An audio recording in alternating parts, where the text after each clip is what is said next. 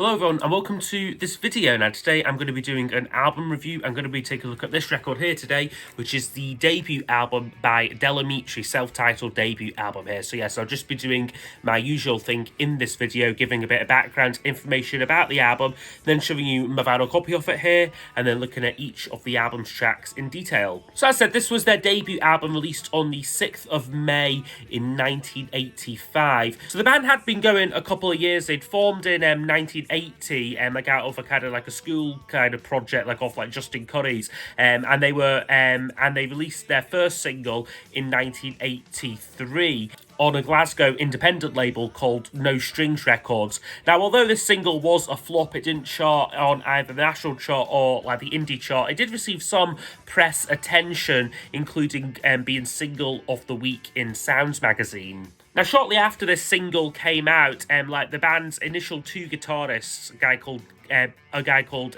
James Scooby and a guy called Donald Bentley, left the band like after like this single. So a new lineup had to be like assembled, which would become a kind of running theme like of like Delamitri's. Like so, Justin Curry placed an advert like in the window like of like a music store, and this brought on board Ian Harvey like on guitar, who would become like one of like the most consistent members like of like Delamitri. I think he's still with them like today, and a guy called Brian Tolland, who also like played guitar.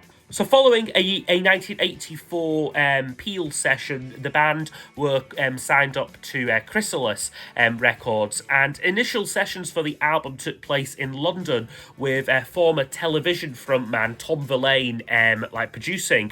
However, these sessions were not productive. I think the band, despite being fans like of like Tom Verlaine, they did slightly butt heads like a little bit, and I think he was still quite new like as like a producer like for like other artists. So those sessions didn't yield like any satisfactory results. So they brought in a guy called Hugh Jones, who was very much a kind of like in-demand producer like off like the time, that produced a lot of like current sort of like indie acts. So people like the Icicle Works, the Colourfield, and then sort of going back like a few years, the likes of Echo and the Bunnymen and the Undertones like as well. So a very experienced producer. I mean, he was brought in to kind of produce this album where it was recorded at Park Lane Studios in Glasgow over a 2-week period. Now, upon its initial release, the album was a massive flop. It didn't chart anywhere, like either like on like the UK national charts, like or like the independent charts. Although I suppose it probably wouldn't have been eligible for the indie charts as it was on like Chrysalis. And this was, I mean, despite some really strong promotion for it. So the Melody Maker like put the band like on like the front cover, like in their February 1985 issue, like after hearing like the Peel sessions and that they were sort of signed up. They were really hyping Delamitri up like as like the next big thing.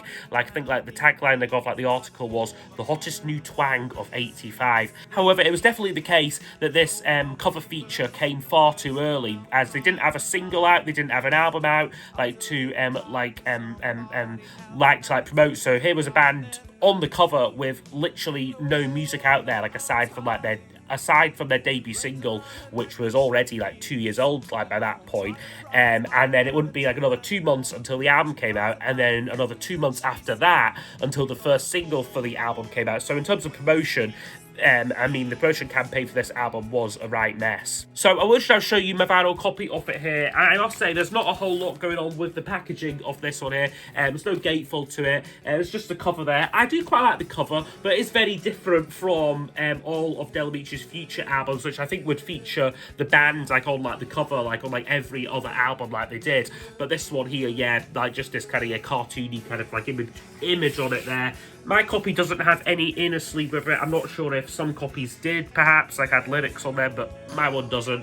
And as I said, the label there is just on your standard Chrysalis records there. So yeah, that is the vinyl record looked at. Okay, so I'll now go over each of the album's tracks in detail. I'll score each song out of 10, and then use those scores to give us a overall percentage marking for the album. I'll point to the sun and say it's the moon.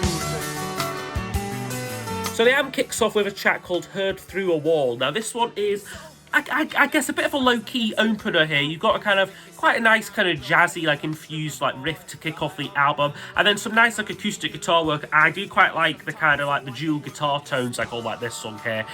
but then vocally, when kind of Justin Cuddy starts singing, it is pretty much unrecognizable as him, like as the vocalist that he would become, like on like their next couple like of albums, like the next couple like of much more commercially successful albums. He's still very much finding his feet like as a singer like on this album, and sometimes it really works and really adds like a lot of charm like to the album. And this is definitely one of those and this is definitely like one of like those songs where you could make a case like for like his like still slightly like immature vocals adding a lot of charm like to like the album. The track itself is maybe a little bit on the forgettable side for me. I think it's got some nice, it's got a nice construction to it. Like just from listening to it through, it's got some nice instrumental like interludes on it, and some great harmony vocals on it as well. Like on like the kind of fade out, like the "It's Just a Matter of Time," like on like the fade out. I think that all sounds really good, and like it is a nicely produced track. So yeah, for me, Heard It Through a Wall would get a 8 out of 10.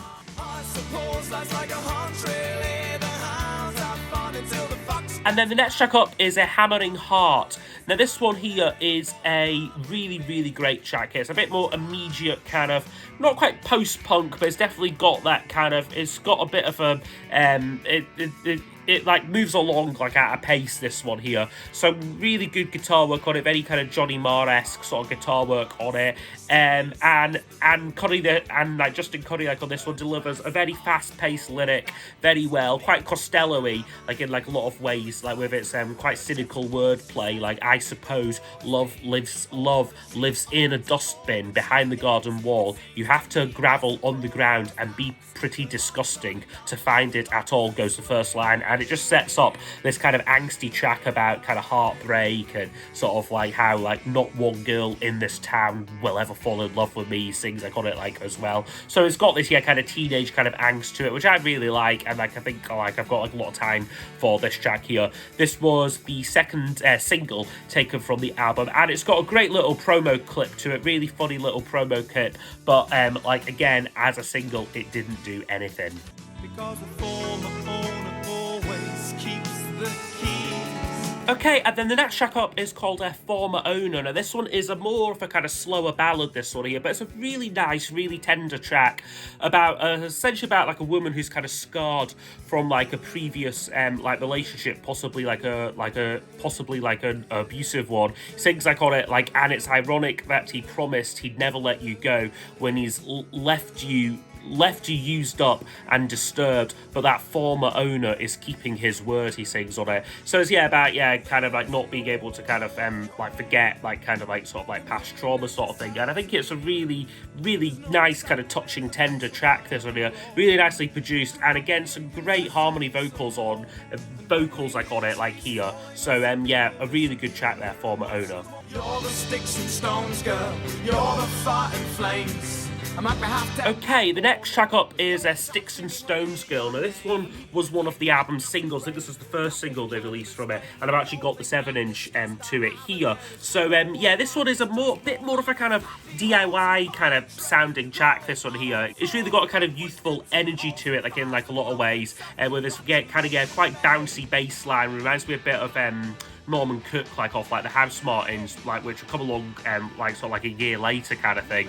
It's but lyrically this one is quite a dark track, again about a kind of troubled man. He sings on it like, here I am, hardly breathing in at all. I cough when I can, and that's about all. And it's easy to miss these kind of slightly darker lyrics among the kind of slightly peppier kind of musical like arrangement to it, and just the sheer speed that kind of Justin Cuddy delivers them. For me, it's maybe a little bit messy like as a song though. I think it's kind of he's like Justin Cuddy's going for it vocally, like spitting out these lines very quickly, and it's almost like the music doesn't quite gel with that, like for me, and it just feels a little bit messy, like a little bit like in terms of like it's like arrangement. You've got an interesting like pedal steel guitar solo on it, which would perhaps be a kind of indicator of where they would go on the next album, Waking Hours, which would have a lot more of a kind of like Americana sort of like influence like on it. Now I said this was the first single from the album,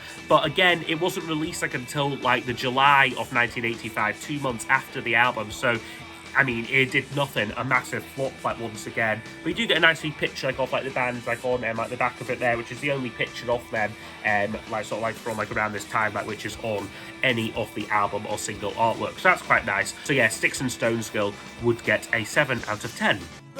World and the surrounding stars, they changed Okay, and now side 1 closes off with the track Deceive Yourself in Ignorant Heaven. Now this for me is possibly my favourite on the album. It's another softer track, another kind of ballad, but with a kind of, again, a bit like Sticks and Stones Girls, this kind of stream of consciousness kind of lyrics to it, about kind of falling in love with like a goddess on earth. He like describes like on like the track.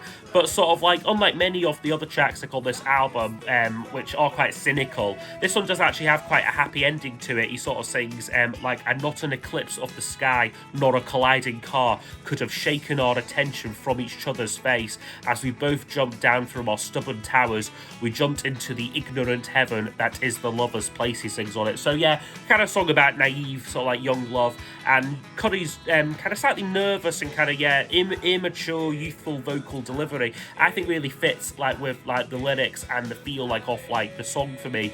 Although it is another, yeah, like I said, like another wordy song, it just seems to work like a lot better personally than like Sticks and Stones Girl, and the kind of like and it's got some really nice like acoustic work on it like as well. This one really reminds me a bit of like Aztec Camera's first album too. So no, a really great song for me, a real hidden gem of Del Amitri's career there for me.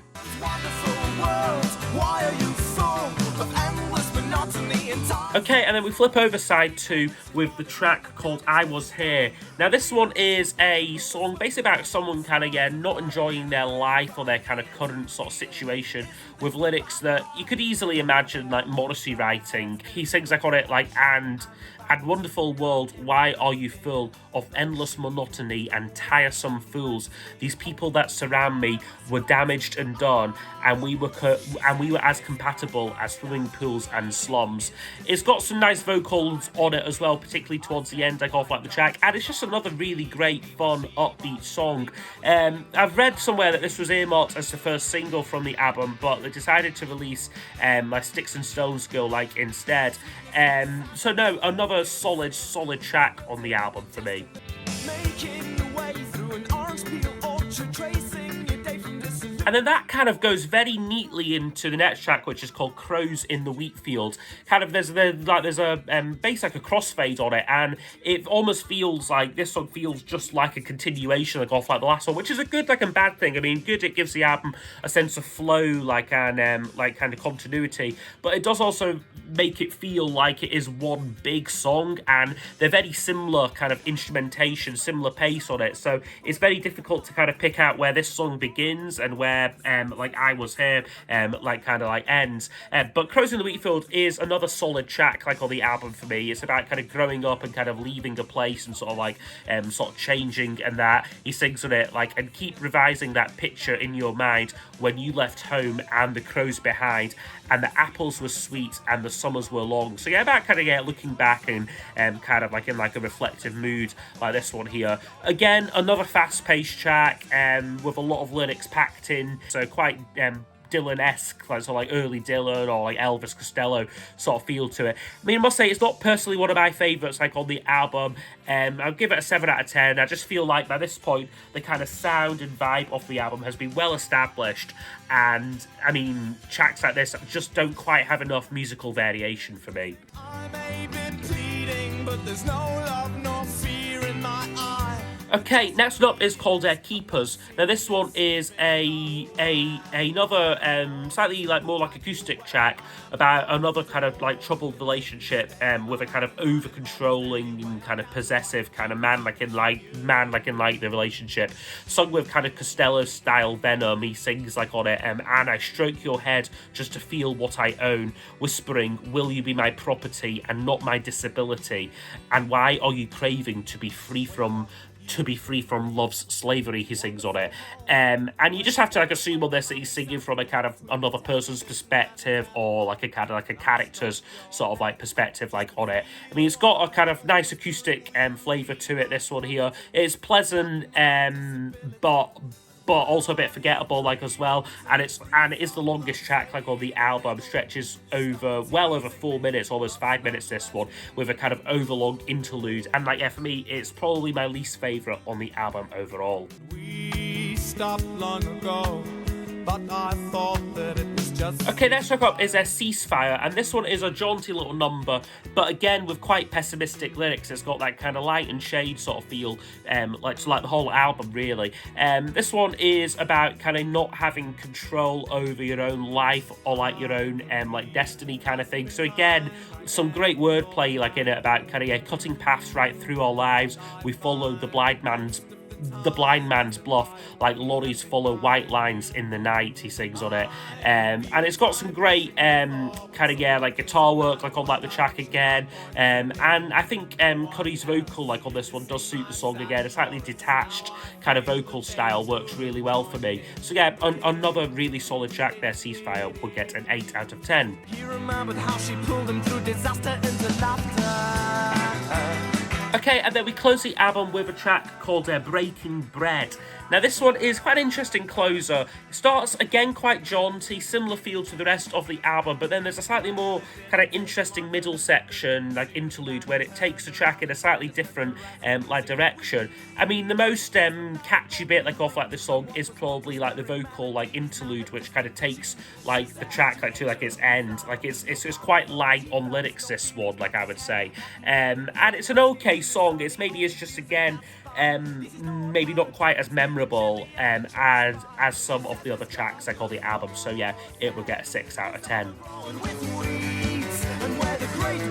Okay, so overall, this album would score 79%. So I do think this is overall a strong and I would say underrated album.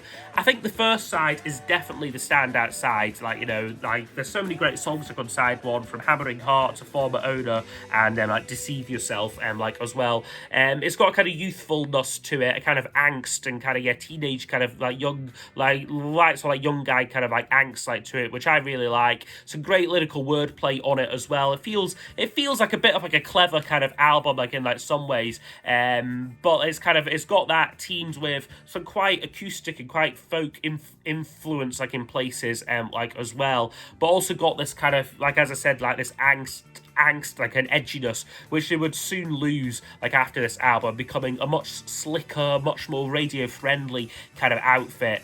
But this definitely fits the mold like of many kind of Scottish sort of jangle bands like off like the time, thinking of the likes of Aztec Camera and like Orange Juice. Definitely fits in with those, but maybe like a year or two too late to that scene really. Now, while I do love like Del Amitri's next two albums, Waking Hours and Change Everything, this record definitely does stand alone like in like their discography. It's a kind of time capsule of where they were like at in 1985, still trying to finesse and refine like their sound fully, and I mean consequently it has become, I guess, the forgotten album like off like their discography. I know a lot of fans really don't rate this album, and I mean some actively dislike it, you know, but for me I think it is one that is ripe for rediscovery and like re-evaluation. And kind of following this album, Del Amitri would take some 4 years to come up with their next album. So I think it was that long gap sort of between this like and Waking Hours, which has kind of meant this album has kind of been forgotten about like by many. They would be dropped by Chrysalis shortly after like its release, like after like it like not performing well commercially, although like as we've discussed, I think that's also possibly down to the rather botched like promotion like off like the album. They would undergo like yet another lineup change and spend, like as I said, like the next 4 years perfecting their next album, Waking Hours, but that's very much a story for another day. So yeah, I hope you have enjoyed my review of Del Amitri's self-titled debut album here. So yes, hope you have enjoyed, and I will see you all next time for the next video. Goodbye. Skipping ropes and swings, toothpaste and trousers, watches and wedding rings. She shouted to me under the juggernaut roar.